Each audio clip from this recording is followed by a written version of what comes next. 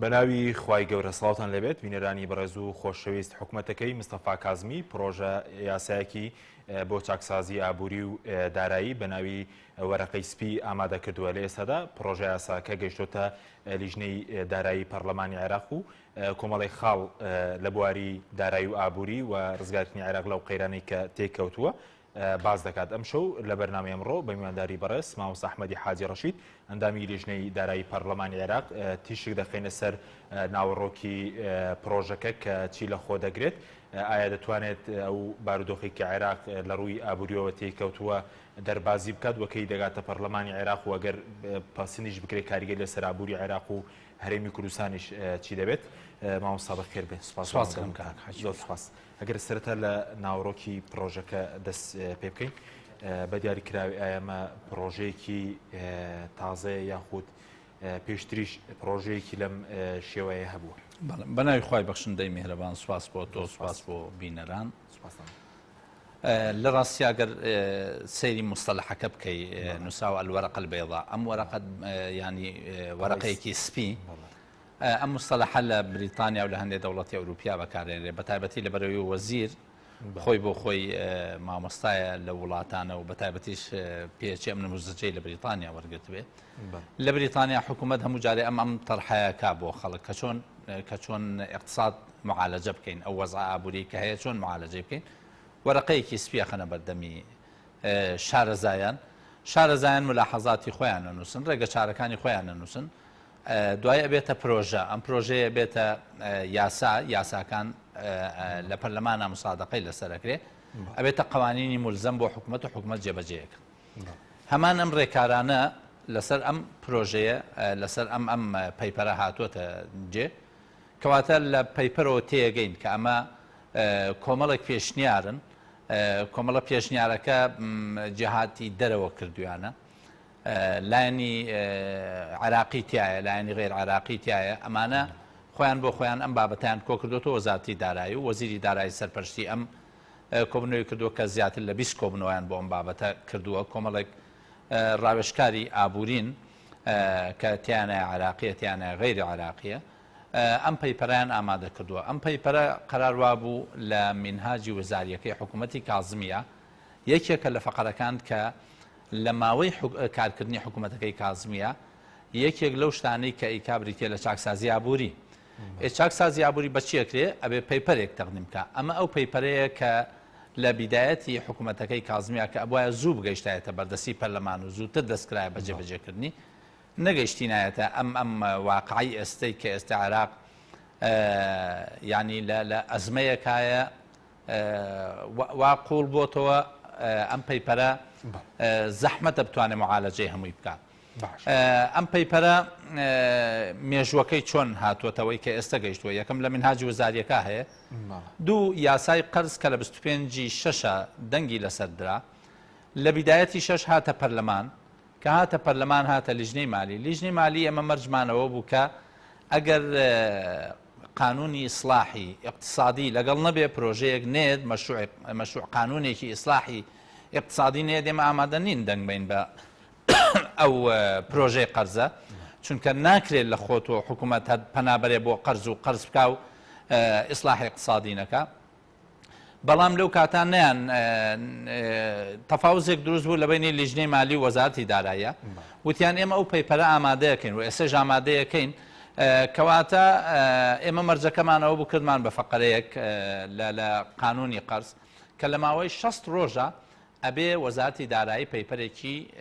وا تەقدیم بکە ینی پرۆژەی ئیسلاحی اقتصادی تەقدیم بکە تەمەن دوای ئەوەی وەزیر ئیستیزافە کرا چ بۆ پەرلەمان چ بۆ لیژنەی مالی کە 60 ڕۆژەکە تێپەڕی بەڵام ئەو پەیپەرەکەی ئامادە نەکرد وعدی دا کە لە دوای 10 ڕۆژ دوایەوەی 60 ڕۆژ تێپەڕی لە دوای 10 ڕۆژ ئامادەی بکە بەزەوتی من نامەوێ پەیپەرێک ئامادەکەم کە پەیپەرێکی کەچووکاڵ بێ ئەمەوێ شتێک ئامادە بکەم زۆر بابەتێکی ئەکادیمی بێ بابەتێک بێ لەسەر ئەرزی واقع جێبەجێ بکرێ دوجار لە ڕۆژی یەکشەممە کە کوتلە سیاسیەکان قادەی کوتلە سیاسیەکان کۆبوونەوە پەیپەرەکەی تەقدیم کردبوون بەڵام پێشنیارێک هات بۆ پێش کە ئەوە تەقدیم ئەکرێ بە پەرلەمان ئەو قادەی سیاسی ناو هێزە سیاسیەکان کە خودیان لە پەرلەمانان ئەوان پێشنیاری وایان کردبوو کە ئەمە لە منزومەی تەشریعە لیژنەی مالیە بێ ئەم قەزیە تاوتێ بکە لە بری پەرلەمان لیژنەی مالیە بێ ئەم ئیستیلامی ئەم قەزیە بکە ئەوان پێشنیاریان کردبوو قادە سیاسەکان کە بێ پەرلەمان وەریگرێت بەڵام پەرلەمان چێ تەعامل لەگەڵ ئەم جۆرە کەیساناکە لیژنەی مالی بۆیە لیژنەی مالی بە نوێنەرایەتی پەرلەمان لە ڕۆژی سێشەممە ئەم پەیپەرەی وەرگرتووە لە وەزارەتی دارایی باشە بەس بۆ کووتم ئەم پرۆژەیەکی کۆنە یاخودی سەردەمی حکوومەتەکەی کازمی و تایبەتە بەم کابینەیە کە پرۆژەیەکی بڵێن چاکسازی لە ئابووری و لە بواری دارایی لە عێراقا بڵێ نەخێرم پرۆژەیەکی تازە نییە ئەتوانین بڵێن کۆمەڵە بابەتێکی کۆنن لە چوارچێوەیەکی تازادا ڕێژراونەتەوە بۆ نمونە من ئەم پرۆژەیە لە بەردەسایە ئەم پرۆژەیەکی ساڵی 2007ەیە کە خوێندمەوە دوای ئەوەی ئەو پەیپەرەمان وەرگرت طبعا ساڵی 2007 ئێمە ئەم پرۆژەیەمان لە عەمان وەرگرتووە کاتێک کۆبوونەوەمان هەبوو لەگەڵ سندوقی نەقدی دەولیە ئەو کاتە لە 2004 دیسان نرخی نەوت دابەزی 14 نرخی نەوت دابەزی وەزع عێراق زۆر خراپ بوو ئەو کاتەش 81 میلیارد دلار احتیاطاتی نەقدیمان هەبوو گەیشتە 43 میلیارد دلار ئەو پرۆژەیە کات خۆی سندوقی نەقدی دەولی ئامادەی کردووە کە مقارنەیەکم کرد لەگەڵ هەردوو لە نێوان هەردوو پرۆژەکە سیرەکەم زۆربەی محتەویاتی ئەم پرۆژەیە نقل کراوەتە ناو وایت پەیپەرەکە ئەو وەرەقە سپیە جگەل لەوەی ملاحەزاتی هەندێک اقتصادیینی تریشیان بۆ زیاد کردووە مەسەن پرۆژەیەکی کەمال بەسری هەیە کە یەکێکە لە خەبیرە اقتصادیەکانی عێراق بەشێک لە ڕاکانی کەمال بەسریتیایە بەشێکی ئەگەر ملاحەزات بکەین نووسینەکانی کێ مەڵزەریتایە کە ڕاوێژکاری سەرۆکی ئەنجومەنی وەزیرانە بۆ کاروباری ئابووری بۆ ئەم پرۆژەیەکی کۆنە لە حلەیەکی تازە یعنی لە چوارچێوەیەکی تازە کە هەر وڵاتێک ئەم بابەتەی بەسەر هاتووە سندوقی نەقدی دەولی لەبەرەوەی خاوەنی داتایەکی با بڵێن فراوانترن خاوەنی با بڵێن کۆمەڵی خەبیر و شارەزای زۆر بەتوانان واقعی وڵاتەکان دیراسە کردووە و واقع دیراسەکردنی ئەوانش دراسەیەکی سادە نیە بە دەیان ساڵە دیراسیان هەیە لەسەر عێراق بۆیە بە دەیان و ئەزمونیان هەیە لە وڵاتان کاتێک کە اقتصادیان شکستێنێ چۆن هاوکاریان کردووە بۆ ئەوەی دیسان سەرکەون لەبەرەوەی پرۆژەکە لە ئەسڵا سندوقی نەقدی دەولی ئامادەی کرد باشە بەس وەکو ناوەڕۆکی پرۆژەکە بەسەر چەند تەوەر دابەشکراوە یاخود بڵێن خاڵە سەرەکیەکانی چین کە ناوەڕۆکی پرۆژەکە هەمانەوە ناوەڕۆکانن کە لێرەدا باس کراون باز لە استقراری مالی ئەکا لە عێراقا ئێستا وەزعی مالی تێک چووە و تا عێراق موچەی پێناوە سەقامگیری دارایی خاڵێکی تریان باسی لە حوکەمەیەکە چۆن بتوانرێن حوکەمەی ئەلکترۆنی لە ناو دەوڵەتە بۆ نمونە گەمارێک لەگەڵ زەرائب لەگەڵ ئەوانە هەموویە بێ بکرێتە نظامی کۆمپیوتەری ینی ئەو دقەیە کە هاوڵاتیەکە گومرگ تەسلیمەکە لە مرکزی ڕئیسیەوە بزانرێ نەوعی کاڵاکە لە کام خاڵی سنووری نەوعی کاڵاکە بڕەکەی گومرگەکەی لە مرکز دەربکەوێ بۆی کەس نەتوانێت لەو ڕێگەیە گزی و فزی لێ بکە و دوایی ئەم نظامە کۆمپیوتەری بەکارهێنرێ بۆ بحوس لە زانکۆکانە تا لەسەر و ئەساسە حکوومەت نظامی تیجارەی خۆی ڕێک بخە و نظامی سەناعی خۆی ڕێک بخە بۆ نمونە حکوومەت کاتێک کە ئەزانێت کاڵایەک زۆر لە وڵاتان و دێتە عێراق بە شێوەیەکی بەرفراوان و لە ڕێگەی ئەمەوە عوملەی قورسی ئەو وڵاتە ڕواتە دەرەوە ڕاستە و خۆ دێت گرنگی ئەدا یا لە ڕێگەی خۆیەوە یا لە ڕێگەی کەرتی تایبەتەوە یا لە ڕێگەی کەرتی هاوبەشەوە ئەو جۆرە کاڵایە معمەل و کارخانەکانی ئەکاتەوە بۆیە دراوی قورسی نەڕاتە دەرەوە هەموو دنیا بەم شێوەیە ئیشەکە لەبەرەوەی کاتێک باس لە ئەتمەتەیەکەین یعنی نظامی با بڵێن ئەلکترۆنی چ لە زەرائب مەسەڵەن زەریبە لە ئێستادا لە عێراقا تەهەڕوبێکی زەریبی زۆر هەیە یعنی ئەم مانگە هەرچەندە لە مانگی نوێ هەیئەی زەرابی عامە ئەڵێ 601 میلیارد دینار داهاتی زەریبیمان هەبووە طبعا ئەم 601 میلیارد دینارە ناتوانین مانگانە بڵێن ئەمەی هەبووە چکەمە هی مانگی نۆی کۆ کردوتۆ ساڵەکە یەک جار زەریبە لەوە چێوانەی زەریبەیان دابێ لەم مانگا زەریبەکەیان داوە ساڵانە لە مانگی نۆ بە دواوە خەڵک زەریبەدا یا دایرێ زەریبە ئیشعارە نێرێ بۆی عاتەن لە مانگی نۆ بە دوا ئیراداتی زەریبە دەرەکەوێت بە شێوەیەکی فراوانتر ئەگینا لە مانگی 1 و 2 3 و ئەوانە بەتایبەتی 4 و 5 زەرای بەو شێوە دیار نییە بەتایبەتی ئەگەر زەریبەی دەخل بێ هەرچەنە هی هەندێ موچەخۆر زەریبەی دەخلیان ماگانەیە بەڵام هی شەریکات لە ئاخرۆ بۆ ئەوەی حسابی ئەرباح و خەسایرەکە لە میزانی عمومی بێ ئەرباح و خەسایر دەرکەوێت تەمانەوە باسی وڵاتەکەم باسی ئەوە ناکەم کە لای ئێمە نە شەریکات نە میزانی عمومی هەیە نە حسابی ئەرباح و خەسایرەکان هیچ کەس لەگەڵ هیچ شەریکەیەکە لێرە ئەسم و سەنەدات نییە تاوەکو خەڵک بڕە پشتی کۆمپانیایەک بکرێت وەگەر کۆمپانیا لێرە هەبوو بن و پشتیان هەبێ کەس نازانێت چۆن مامەڵە لەگەڵ پشتیان ئەوەتانێ کێشە هەیە لەسەر پشتی کۆمپانیاکان یاخود خەڵک تا ئێستا مامەڵە ناکا بە پشتی کۆمپانیاکان لەبەرەوەی پشتەکان پشتی حەقیقی نین شەریکات میزانی عمومیان نییە حسابی ئەرباح و خەسایریان نییە بۆیە کەس نازانێ مامەڵە لەسەر ئەوە بکە بۆیە نظامی ئەتمەتە بریتە لەوەی هەموو شتێک ئەڕواتە ناو سۆفتوێرێک و خەڵک مامەڵە لەگەڵ ئەو سۆفتوێرەکە بڕگەیەکی تر لە بابەتەکە بریتە لە بنیەی تەحتی هەموو وڵاتێک کە بیەوێ گەشە بکە یەکەم هەنگاو کە دەستی بۆ با بریتە لە بنیەی تحتی چی لە خۆ دەگرێت بنیەی تحتی بۆ نمونە هەر بابەتێک بنیەی تحتی خۆی هەیە بۆ نمونە ئەگەر وڵاتێک ویستی لە مەجای با بڵێن فەلاحەتە لە مەجای کشتتوکاڵە داهاتەکانی زۆر بێ بنیەی تحتیەکەی بریتە لە سدود بنیەی تحتیەکەی بریتە لە ڕێگەوبان بۆ نمونە تۆ کاتێک کە کشتتوکاڵەکەی پێویست بە ئاوە خاڵی سەرەتا پێویستی لە ئاو دوای توربە دوای خۆڵ پێویستی بە ئاوە دوای ئاو کە بەرهەمەکە دێتە بەر پێویستی بەجادەیە کەواتە بنیەی تحتیەکەی بریتە لەم نسیانە بنیەی تحتی اقتصاد با بڵێن چیە مال چییە بریتە لە بنووک بریتە لە بانکەکان یعنی کاتێک کە ئەمانەوێ گەشە بە سەرمایە بدەین پێویستمان بە بانک هەیە چکە بانک ئەتوانێت قەرز بدا و قەرز وەرگێ و وەدایعی من لەوێدانرێ وەدای تۆ لەوێدانرێ و نەخێر فلان ئەڕوا لەوێ من باز لەوە ناکەم نظامەکە ئیسلامیە یام بنووکی ڕیبێویە یا بنووکی غیر ڕیبێویە مەسەن ئێمە گەر وەدایعێکمان هەبوو ئەچین دایانین بە حسابی مرابەحا یا بە حسابی مزاربە یا بە حسابی استثنا یا بە حسابی مشارەکە یا ئیجار منتهی تەملیک ئەوە مەسادری بانکی ئیسلامین خۆ ئەگەر یەکێک مەسەن قەناعەتی بەوە نییە یا با بڵێن التزامێکی دینی نییە ڕاستە خۆ ئەڕوا حسابەکەی لە وەدایعی تەوفیر دانێ ساڵانە فایدەیەک لەوە ئەگەر بانکمان نەبوو ئەوە ناتوانین سەرمایەکانمان گەشە پێ بدەین چ لە مەجای بانکی ئیسلامیا بێ بۆ نمونە کاک حەکیمی ئەسەر کوتلەی نەقدی لە عێراقدا زیاد لە 6 تریلیۆن کوتلەی نەقدیمانەیە ئەو پارەی کە تەبع کراوە و پارەی دانراو کە هەیە عێراق تا ئێستا زیاتر لە 6 تریلیۆنی هەیە لەم 6 تریلیۆنە 38 تریلیۆنی لە تەداولایە یعنی 38 تریلیۆنی لەبەردەستی ئێمایە بەشی ئەڵگۆڕی پێ بکرێت ئەڵگۆڕی پێکرێ ئەمە پێڵێن ئێب2 ئێمۆن و ئێم2 ئێم3 پێوتێ ئەم 38 تریلیۆنە زیاتر لە 90 تریلیۆنی لە ماڵەکانە خەسم کراوە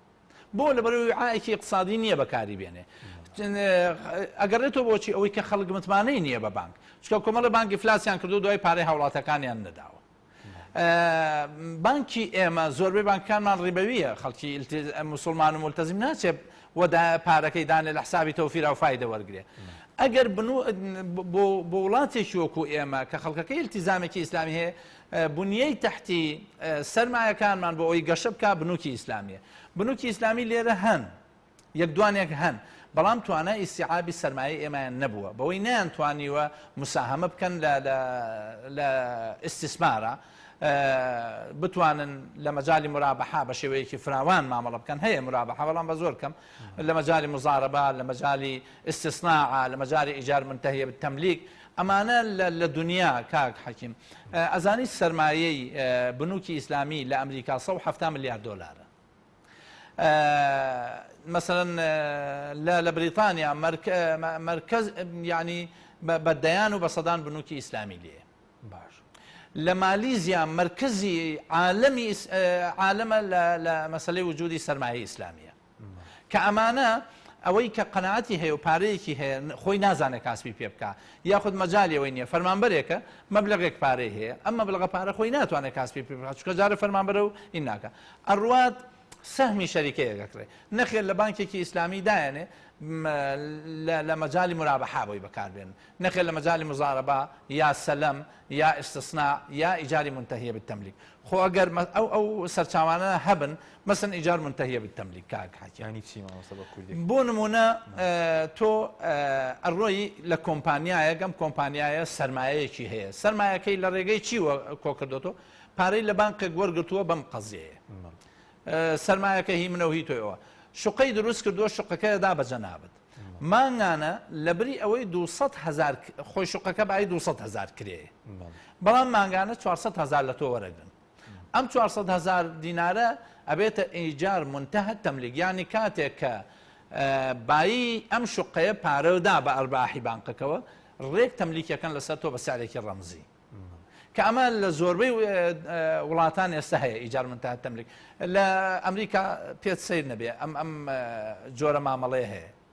بنووکی ئیسلامی هەنوو ئیجار منتهی تەملیکەکەن لە ئەوروپا هەیە ئەم ئیجار منتهی تەملیک بەس لای ئێمە نییە لەبەرەوەی وڵاتەکە ئێمە بنیەی تحتی مالی نییە بەس بەروی بچین سەر بەرگەیەکی تر ئێستا لە عێراق و لە کوردستان شتێک نییە بە ناوی بانک ڕاستەقینە ینی ئەوەی کە ئەوترێ بانک یەکەم بانک بۆ چییە ینی ئەو هەدەف لە بوونی بانک بریتە لەوەی مساهمە بکات بەشداری بکات لە تەنمی اقتصادی ئایا بانکەکان ئێمە ئەتوانن بەشداری بکەن لە تەنمی اقتصادی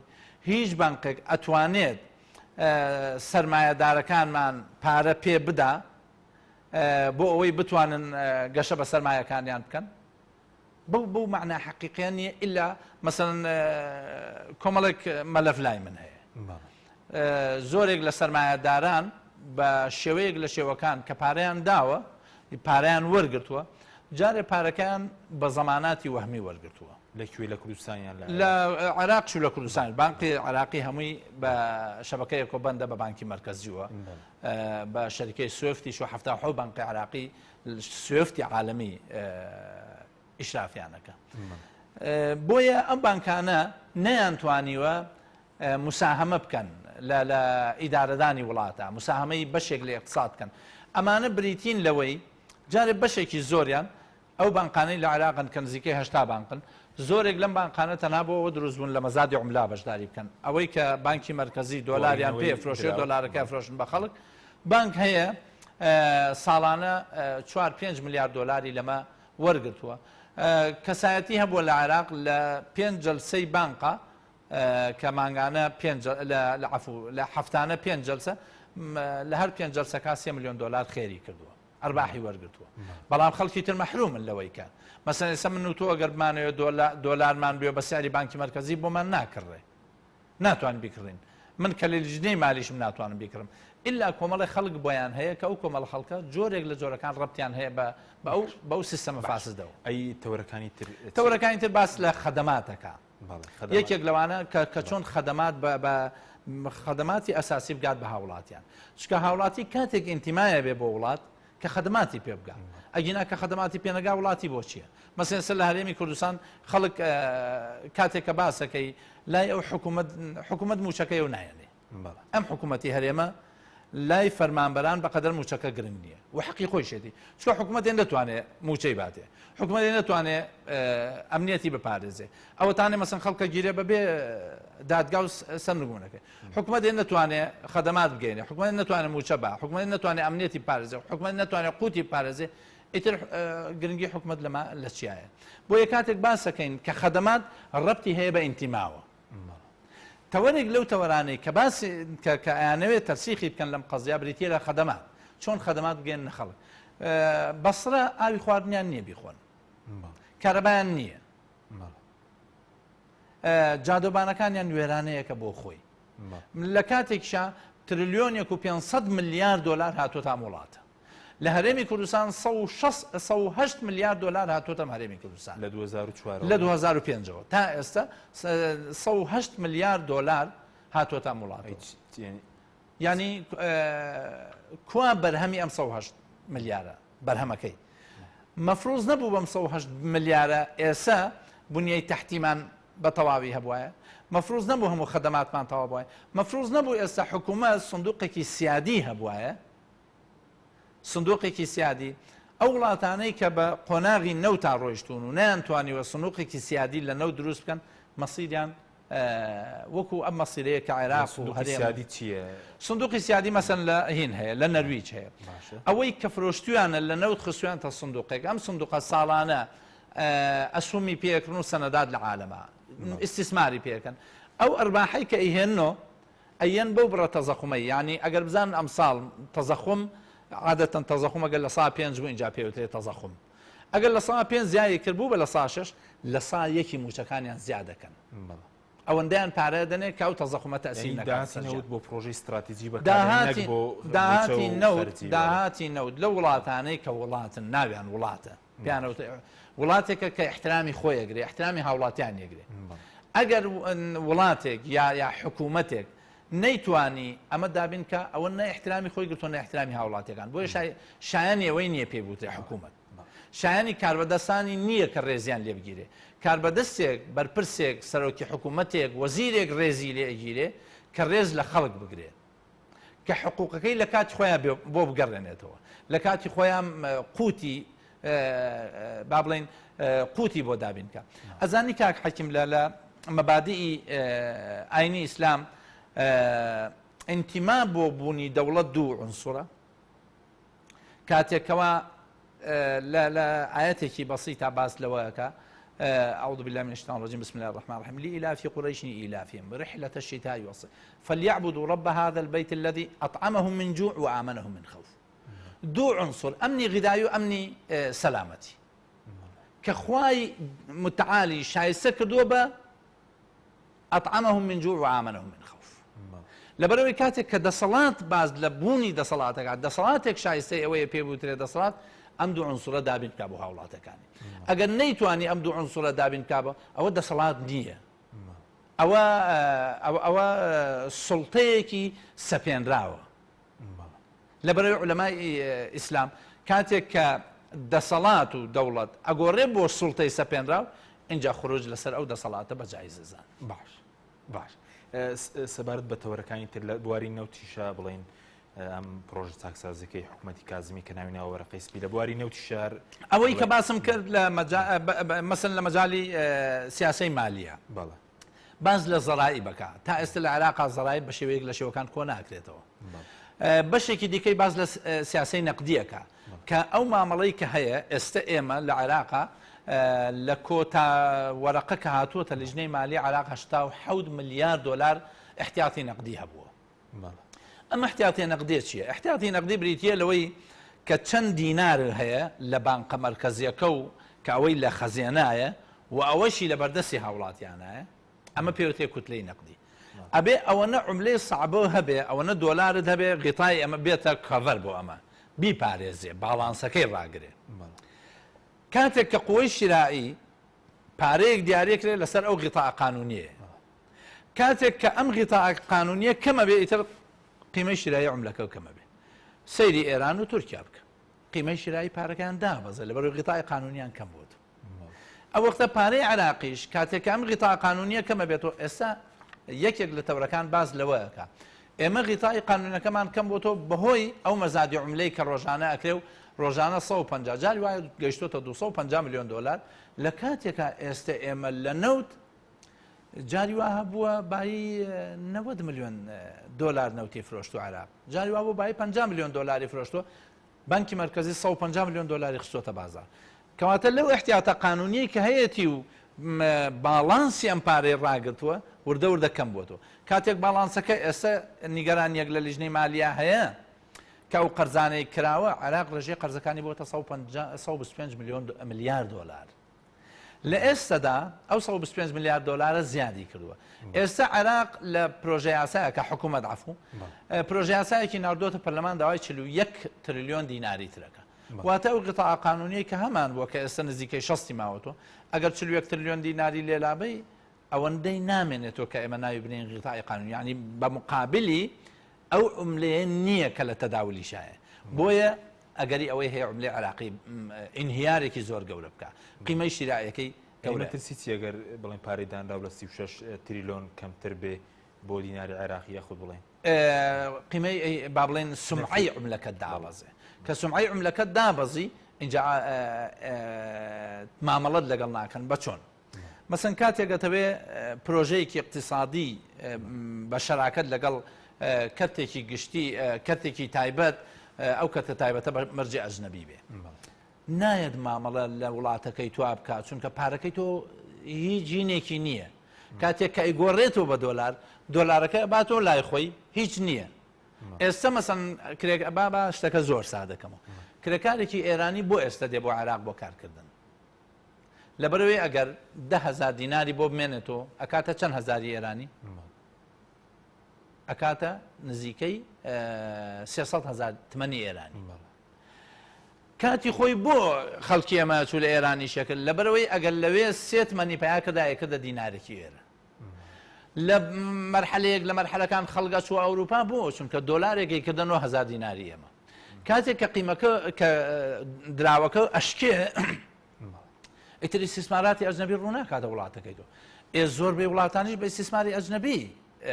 ئەتوان سەرمایەکانیان وەگەڕ بخەن ئەگینا پارەی ئەو وڵاتە هەر بەشی پێداویستەکانی خۆیەکە لە ئێستادا پارەکەمان بەشی پێداویستەکانی خۆشمان ناکە بۆیە بە هیچ شێوەیە ئیسیسماری ئەجنەبی ڕووناکاتە وڵات ئەگەر بڕگەیەک ماوی باسکێگە نبینی سەر وەکو لیژنەی دارایی بۆ چونتان چی بووکە تەبان 5 بڕگەن بە تەسەلسل بڕگەکانم لەبەر نیە لەوە چواریانم باس کرد نازانم چی کەم باز نەکردووە بەڵام وەکو لیژنەی دارایی بەڵێ ئێمە ئەم پرۆژەیەمان وەرگرتووە پەیپەرەکە وەرمانگرتووە بە ڕسمی لە لیژنەی لە وەزیری دارایی بڕیار وایە ئێمە دیراسی بکەین چونکە خۆی بۆ خۆی شتێک هەیە لە منزومەی اقتصادی عالمیە ئیدارە ئەدرێت لەلایەن زل هێزەکانەوە بە تایبەتی ئەمریکا یعنی لە ساڵ چلی اقتصادی عالم ئەمریکا ئیدارەیەدا بمانەوێ نەمانێت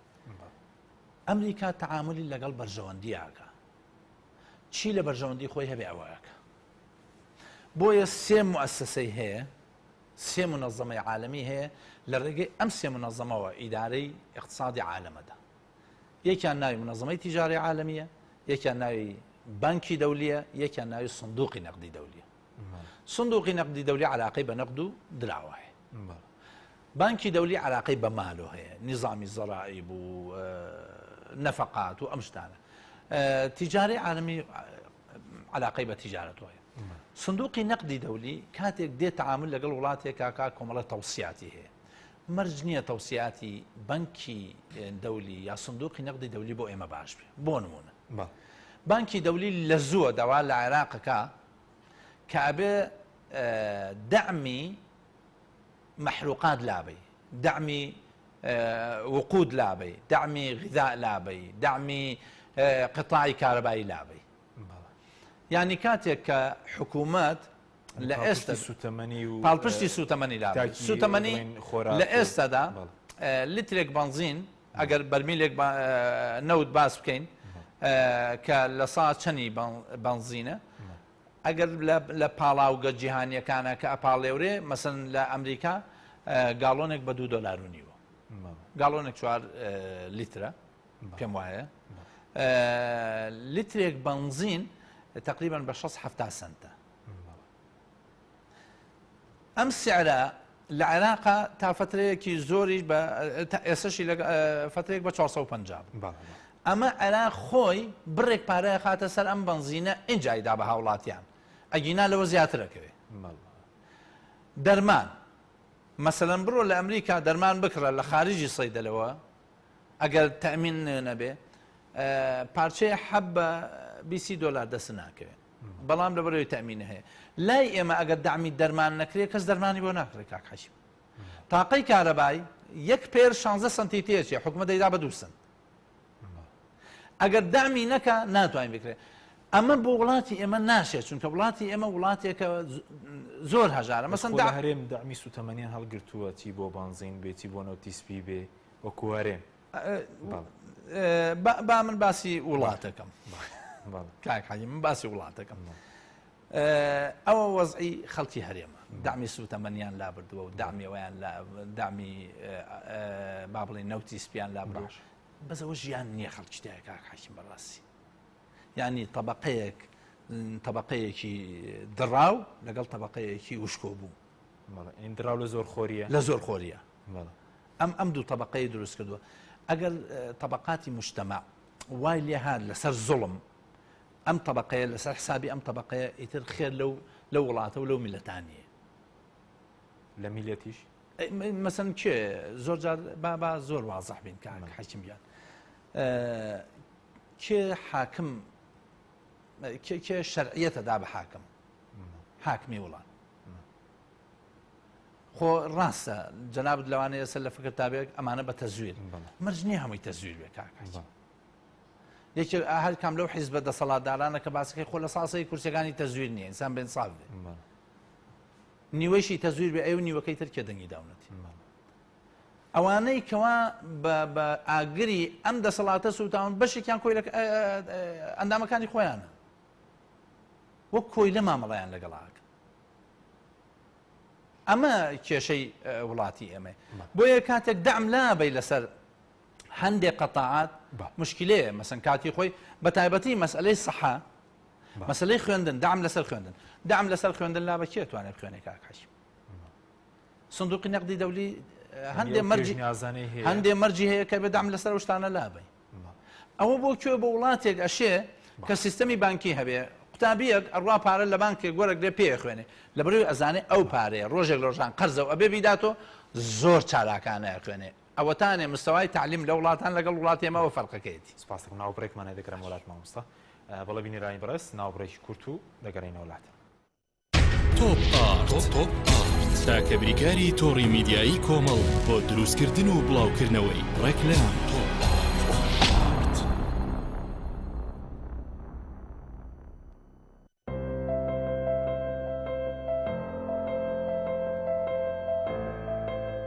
چونکە شیر لە ژیانی هەموماندا گرنگی خۆی هەیە من باشترین شیرم بۆ خێزانەکەم هەڵبژاردووە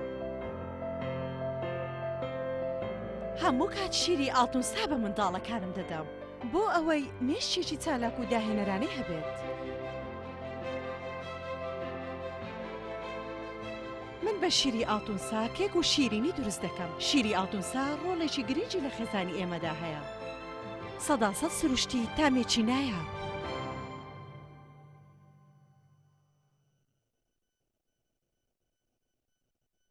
چۆن زۆپای ئەسڵی تۆیۆتۆمی تۆربۆ یابانی دەناسرێتەوە وشەی تۆربۆ ناوی مارکەکە نیە ناوی مارکاستەیەکە تۆیۆتۆمیە و ئێستا لە عێراق و کوردستان بە تۆربۆ ناسراوە و هەر بەم هۆیەوە دەرفەت بۆ ساختی ئەم کاڵایە لە بازاردا زۆر بووە و بە ناوی تۆربۆ لە وڵاتانی تر ساختە دەکرێت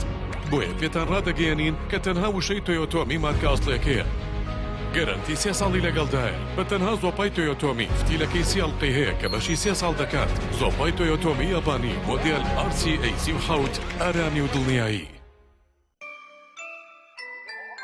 ئەم کوڕاناوی چالاکە حەزی لە چپسێکی چاکە بۆیانینی لای تاکە زۆر تەندروستە و زۆر پاکە ئەم چەشناوی باریە حەزی لە چپسی نینیە نینی تامی سروشتیە هیچ چپسێک وەک ئەو نییە هەر جوانیش کوڕێکی جوانە حەزی لە ئاهەنگێرانە لە یادی لەدایک بوونەکەی چپسی نینی بوو هەڵبژار دەکەی نینی هاوڕێی مناڵانە تامی خۆشە و بێزیانە بۆن و ڕەنگی هەمە جۆرە شێوە و قەبارەی زۆرە گوشاری نینی تامێکی لە یاد نەکراو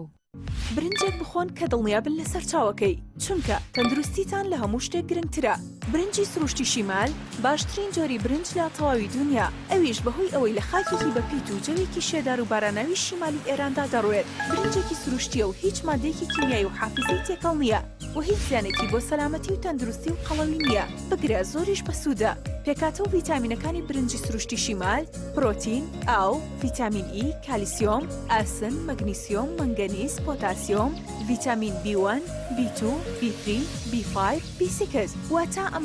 برنجی کارگەکان نییە خاڵی بێت لە ڤیتامین بەڵکو چڵتوکە و خۆمان کڕی دەکەین شێوازی لێنانی لەگەڵدایە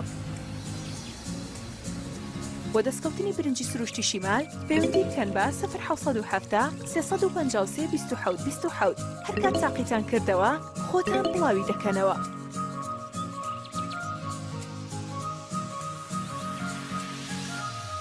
تۆپ ئارت تاکە بریکاری تۆڕی میدیایی کۆمەڵ بۆ دروستکردن و بڵاوکردنەوەی ڕێکلام تۆپ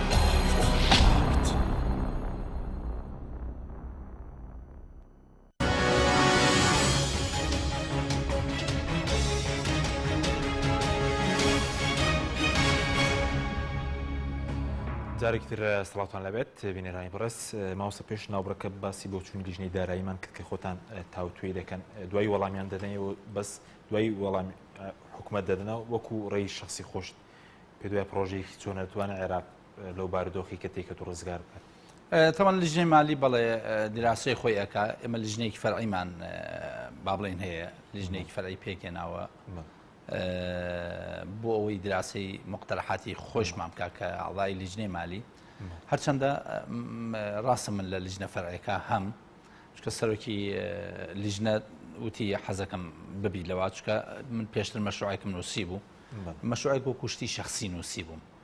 لە ناو خۆمانە مناقەشەی بکەین ئەگینا ئەرکی پەرلەمان و لیژنەی مالی نییە کە مقتەرحات باتە حکوومەت. تەوسیفی وەزیفی پەرلەمان ئەوەیە متابعە و مراقبەی حکوومەت دەکا و لە تەشریعاتە بەشداریەکی کاراکا بۆ ئەوەی تەشریعاتێک دەرنەچێ یعنی لە بەرژەوەندی خەڵک نەبێ تەشریعاتێک دەرنەچێ کە تەنها بەرژەوەندی لایەنێک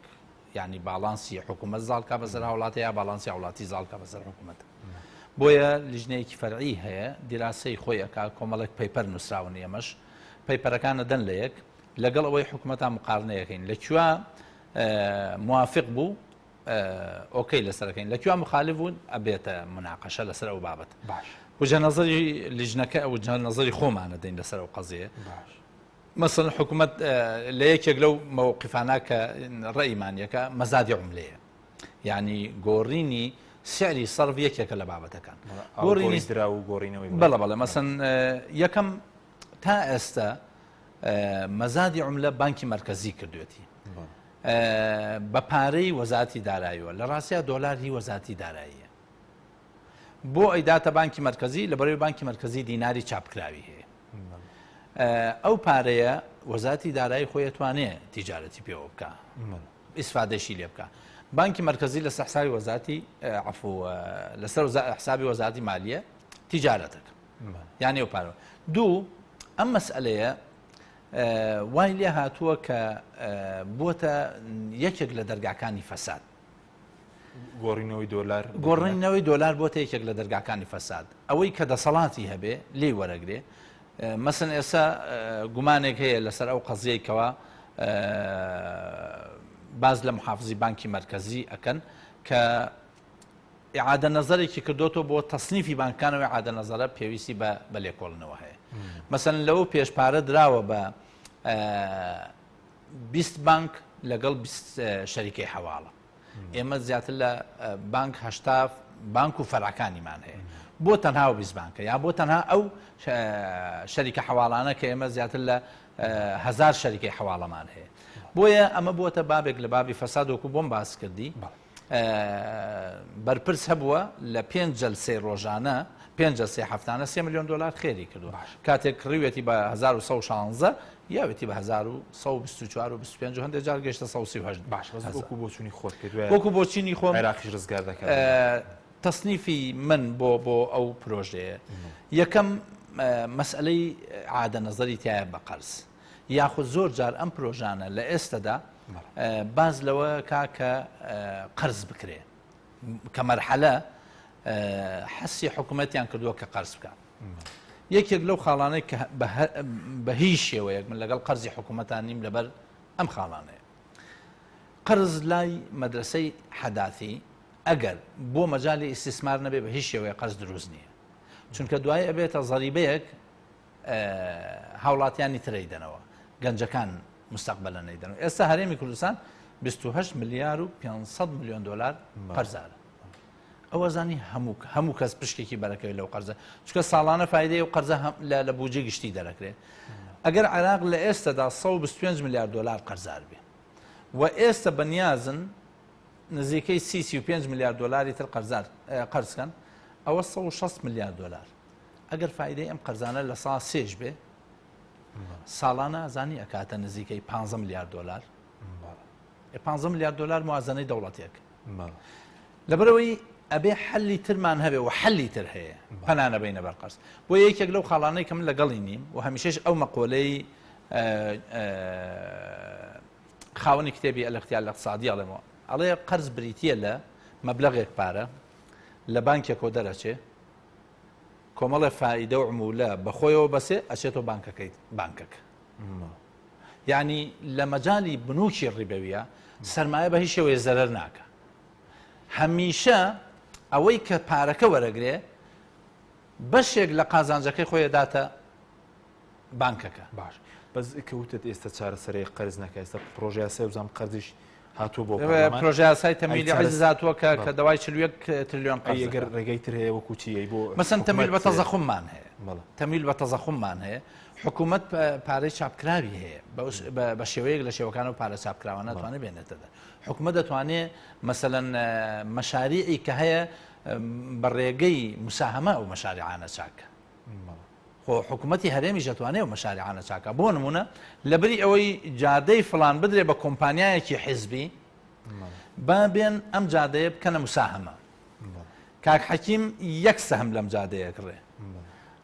حکوومەت ساڵانە کرێ ئەو جادە ئێستا حکوومەتی هەرێم چی کردووە کە مەشروعێک نادا بە یەکێ لە کۆمپانیەکان ئەرزەکانی ئەم لاولای پێفرۆشێ ینی ئەرزەکانی ئەم لاولای ئاتێ بە بەلاش بۆی جادەکەی بۆ جێبەجێک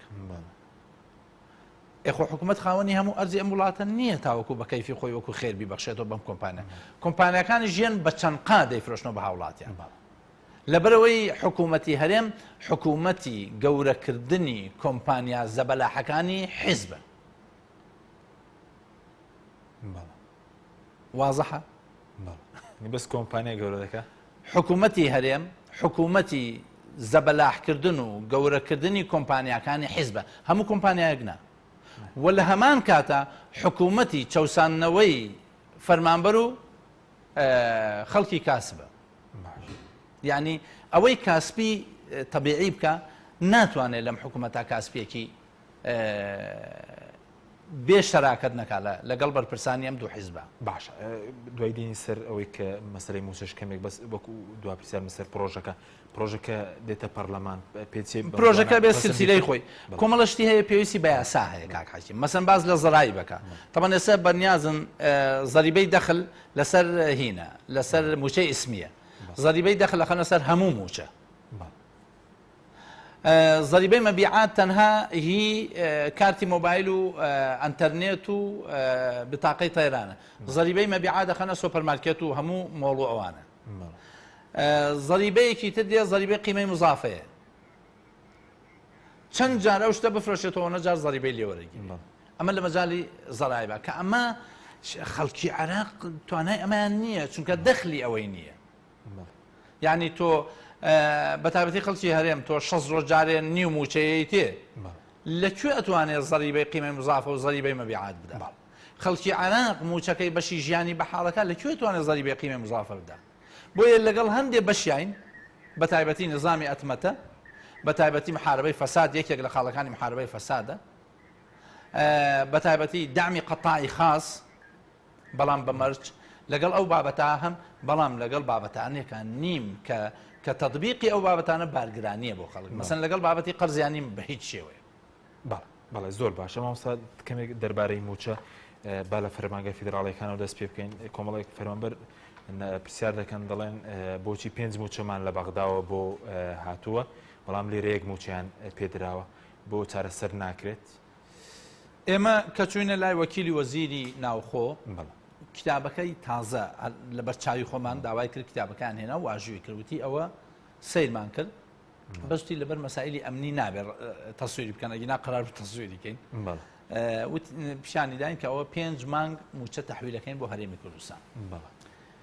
مناقەشەی و بابەتەمان کرد بۆ ئەمە حل ناکرێت تا ئێستا وتی تا ئێستا کە حل ناکرێت سببی ئەساسی ئێوەن سببی دووەم حکوومەتی ئیتیحادیە وەکو سببی ئێستا وەکو حکوومەتی هەرێم وەکو حکوومەتی هەرێم حکوومەتی هەرێم داتا و بەیاناتی نەداوەتە حکوومەتی ئیتیحادی هیچ داتا و بەیاناتێک بەناو فەرمانبەرانی جنسیە و پاسپۆرت و کارتی نیشتیمانی و پاسەوانی سنوور و ئەمانە نەدراوە بە حکوومەتی ئیتیحادی خاڵی یەک خاڵی دوو کاتێک کە ئەوان حیسەی ئەم دائیرە ئیتیحادین یعنی لەژێر ئیدارەی فەرمانی دەوڵەتی ئیتیحادیە کاتێک کە فەرمانبەرێکی داناوە بۆ ئەوێ کە ئیستحقاقی ئەوەی هەبێ حکوومەتی هەرێم چۆ دوو دانەیەکەی لە پاڵا داناوە لە کادرەکانی حیزب بۆیە ئێستا موچەی نەفەرێک دێ حزب بەشێکی تری لێ کردەوە بۆ کادرەکانی بەس مامۆستا موچەی 5 مانگیان بۆ هاتووە موچەی ئێستا 1 مانگیان پێدا ئەی ناتوانێت کێشەکە کاتی خۆی حکوومەت بە عەدەد خەڵکی داناوە حکوومەتی ئیتیحادی وتوێتی ئێوە بۆتان هەیە ئەوە نەفەرمانبەرتان هەبێت نەخێرەمان 3 ئەوەنیان داناوە خاڵی دووەم ئێستا کە تەدقیقی ئەو قەزێمان کرد چارەسەرەکەیشیت پێڵم ئەڵێ ئێمە کە پارە دێت بۆ جنسیەی عامە 100 ملیارد دێت ئەگەر موچەکان 100 ملیارد بێت 12 ملیار و 670 ملیۆنێرێن بۆ هەرێم بۆ موچ ئەڵێ ئەوە حسەی ئێوەیە بەشی چەند موچەخۆرەکە مشکلی خۆتانە بۆ لەبەرەوەی هەرێم داتای نەناردووە کاتی خۆی بڵێ کا من ئەوەندە موچەخۆرم هەیە ئێستا بۆ حەلی ناکە کاک حەکیم ئەمە وەسیقەیە و مەسوولم لێی لە 2019 2 ملیۆن و 941,481 فەرمانبەرمان هەبووە لە عێراق فەرمانبەر 216 هەزاری لێخانە نشین کراوە یعنی ئەبێ چەندی بمێنێتەوە ئەبێ 2 ملیۆن و 700 تقریبا 28 هەزاری بمێنێتەوە ئێستا ژمارەی فەرمانبەران لە موازنەی 2020 تا 3 ملیۆن و 150 هەزارە ژمارەی فەرمانبەر 2 ملیۆن و 700 تا 3 ملیۆنە کاتە چەند؟ 150شی بۆ ئیزافەکە ئەو 450 هزار ئەم 450 هزارە چۆن زیاد بوو ئەی کو حیسەی کورد ئەی حکوومەتی هەرێم کەچی بۆ تەفاوز نابێ ئەمە ئەرقاوداتەوە بەیاناتەوە لابێ باش ئەی کە ناتوانێەوە جێبکەی ینی تۆ فاشیل چارەسەرەکە چیمە چارەسەری ئەوەیە بەرپرسانی هەرێم وەفدە فەنیەکانیان باشە ئێستەی ژێڵێم چونکە من لەگەڵ وەفدە فەنیەکانیان دانیشتوم وەفدە فەنیەکانیان معلوماتی تەواویان پێ بەس نەداتایان ئەدەنێ چکە من لە نوێنەری لیژنەی مالیم پرسی کە نوێنەرەکانی کورد چەندێک مساهمەیان بووتی بەس گوێیان ئەگەر چونکە هیچ داتایەکیان پێ نەبوو نەداتای نەوتیان پێ بووە نەداتای زەڕاییان پێ بووە نەدادای گەماریگیان پێ بووە هیچ جۆرە داتایەکیان پێ نەبوو کەواتە لێرە نایاندنی تا لەوێ بڵێ من ئەمە نەمساهمە ئەوە نەشمەوێ خۆ لەگەڵ حکوومەتی ئیتیحادیە شەراکەتە ئێشتراکەت تۆ ئەبێ مساهمە بکەی بە شتێ خۆ تۆ کە شەریکی ئەبێ 100 هزار دانێ اینجا داوای 25 دینار قازانجیش بکەیت ئێستا فەرمانبەرانان چی بکەن ئێستا ئەو فەرمان ئەو حکوومەتە لەبەرەوەی فاشیلە شکستی خواردووە ئەگەر بیاوێ ئەم ڕقەمە بڵێ ئەم ڕقەمە لەسەر چه ئەساسی زیایی کردووە بۆیە فەرمانبەرانی من کە ڕێژەکان ئێستا لە موازنەی ئیتیحادیە 682,021 ئەبێ بگاتە ئەو ژمارە فەرمانبەرانەی کە ئێستا من هەمە 751 هزارە کە فەرمانبەرانی هەرێم بە پێ و داتای تەقدیمیان کردو جا نازانمەوە ڕاستیانە بایۆمەتریەکە نا کە ملیۆنێک و 270 هزارە طبعا بایۆمەتریەکەش لە فترەیەکە من لامە ملیۆنێک و 255 لە فترەیەکە لامە ملیۆنێک و 200 نزیکەیش لە فترەیەکە لامە ملیۆنێک و 270 هزارە حتا بایۆمەتریەکەیشیان وەکو بایۆمەتری خەڵگنی بۆیە بێ حکوومەتی هەرێم وەفدە فەنیەکە بڕوا مناقەشەی ئەم فەقەرەیە بکە چۆن ئەمانەتان زیاد کردووە حیسەی هەرێم کە 14% نەک 12.6 وەسایقمان داونەتێ بەڕەسمی هی وەزارەتی پلانی عێراق کە ناتوانن نکولی لێ بکەن بەس وەفدەکەی هەرێم نەیتوانن بەزوو فەرمانبەر خۆی دەتوانێت شتێک بە فەرمانگەی فیدراڵیەکان فەرمانبەر ئەوەی من بیستم لە برادێک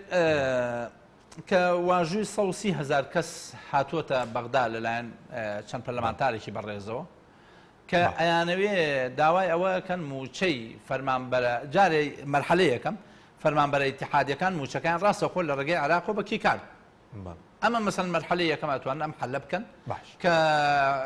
حکوومەتی هەرێمیش لە ئەمە ڕزگاری بێ بەڵام بێم تەفاوزەی بۆ بکە مەرحەلەی دووەمیش بە شێوەیەک لە شێوەکان نەتوان تەفاوز لەسەر کاتم زۆر کەمەوە بەس دەمەویست سەرنجی بەڕێژ بزانم وەکو شارەزایکی باری دارایی